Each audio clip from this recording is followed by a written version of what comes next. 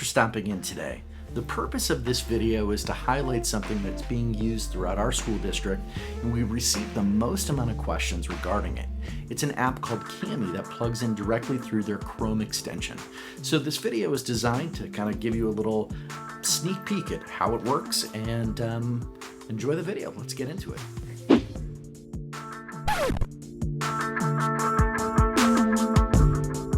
All right, so let's get into our Google Classroom and check this out. So, as normal, we would go over to the waffle on the top right-hand side, click that, go to our classrooms. Then what we're going to do is we're going to go to our class. I'm the student today, and so we'll be going into classwork. I'm going to pull up my paired text for King Henry VIII.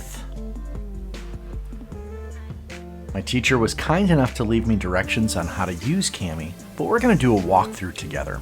So we'll click on the assignment. And now we have the option of opening this assignment with Kami. What I would do is I would read the document itself.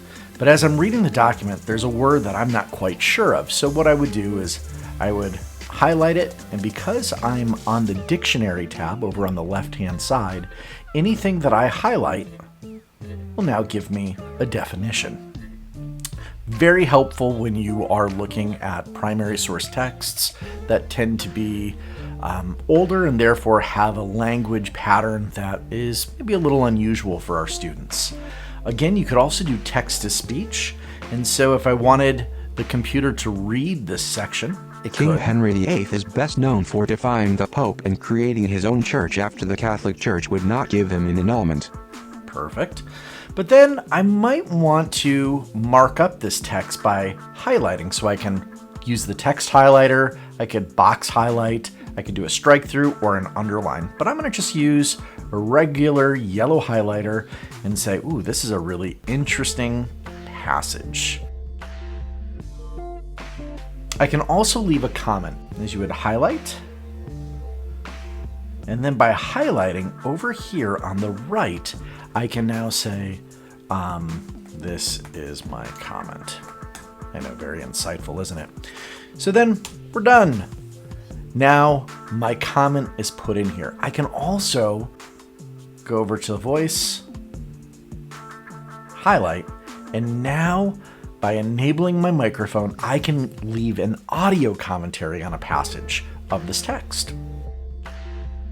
A couple more things I wanted to show you before we move on. So if you are doing an equation, I know this is a history text, but for a moment, let's suspend belief and let's just do a math problem. So we would say 5, and then we might go to the equation. This little symbol allows us to pull up all of the mathematical symbols that a student might encounter. So we'll say 5, and then we'll say is greater than 3. And that is a way that you can just quickly put your information on the computer screen. Now, I've had this question come up before. You're graphing, this is also in math, you're graphing an equation and you'd like to be able to just make a dot. What I suggest is go to your drawing, pick something that is fairly thick, a size 2-point or a 4-point would work.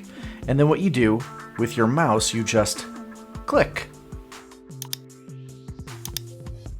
And that clicking will provide different points. Some folks have tried to do that using the shapes, not super helpful. However, shapes can be really helpful if you want to highlight something in an image, for instance. So I'm going to take this circle, I'm going to put it over here, and what I might want my teacher to know, so I'm going to draw this, is that this necklace that's kind of keeping his cape firmly on him is a symbol of money. And so maybe I'm drawing, and I draw simply by making sure the drawing icon on the left is selected, and then I use my trackpad to do all of the drawing. Once I've followed all the directions and done the things that my teacher needed me to do, it's now time to turn it in. So over here on the right, I can click Turn It In. Now, because Kami and Google Drive and the Google Classroom all work seamlessly together, by turning this in, I don't have to go back to the Google Classroom and submit the assignment. I'm submitting the assignment specifically through Kami. You can even unsubmit your assignment if you need to add something else later. Then, once I'm finished, I can go back, I can turn it in again, and now it's into my Google Classroom. Thank you so much for logging in, and we look forward to seeing you back for another exciting tutorial video.